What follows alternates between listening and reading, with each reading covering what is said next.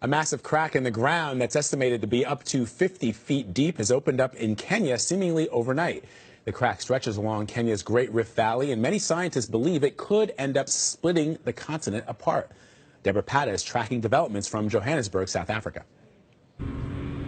Imagine waking up one morning to find a massive crack running through your home. That's what happened to Elliot Njuguna, forced to dismantle his house by hand before it was lost to the earth below.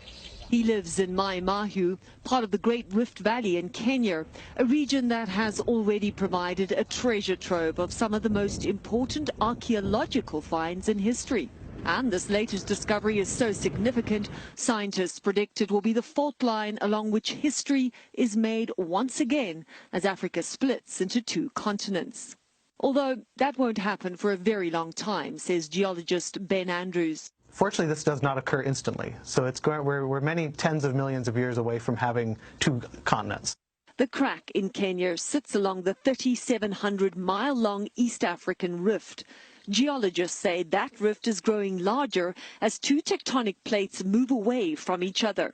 As this movement continues over the next 50 million years, a large chunk of the continent will eventually split off, creating an island that will consist of parts of several African nations. Scientists, for the most part, agree that the continent is splitting in two, but there is debate over exactly how this most recent fracture was revealed. Andrews believes the Earth did not suddenly split in two, but that it formed over hundreds of thousands of years. It looks like it was probably something that already existed and had been filled with ash and other material, and then it was flushed out by recent rainfall.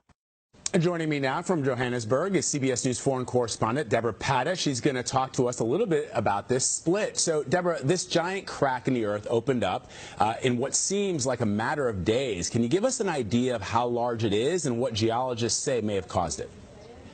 It's quite phenomenal, really, Vlad. I mean, it's about 50 feet deep and 60 feet wide. I mean, imagine something like that just suddenly appearing.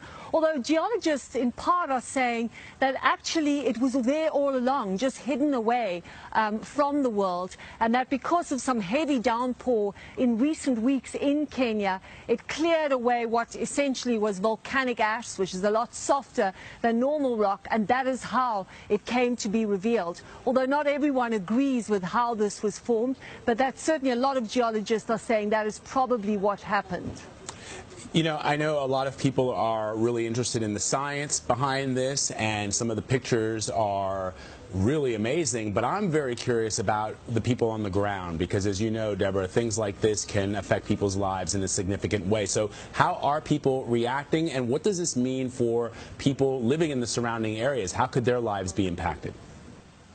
It already has taken place for some people, Vlad. Well, we've seen some people who literally woke up to see a giant crack in their home. Can you imagine waking up to something like that? One man said that he started screaming and tried to grab as many belongings as he could and actually physically dismantled his home by hand as quickly as possible before it could be sort of sucked in by this giant crack that had appeared there. He now has nowhere to go. So it's one thing to dismantle your home and move, but where do you move to? This is the Rift Valley. This crack lives on a line that is about 3,700 miles long, and there are faults all along there, so this could happen again.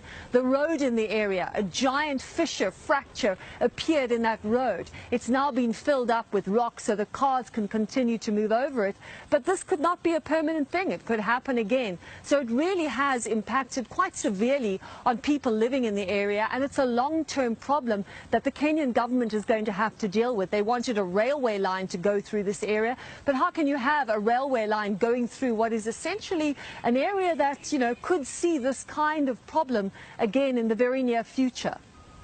It is a story that is to be continued. Deborah Pata, perhaps for the next couple of years, certainly the next couple of million years. We appreciate it as always. Thank you.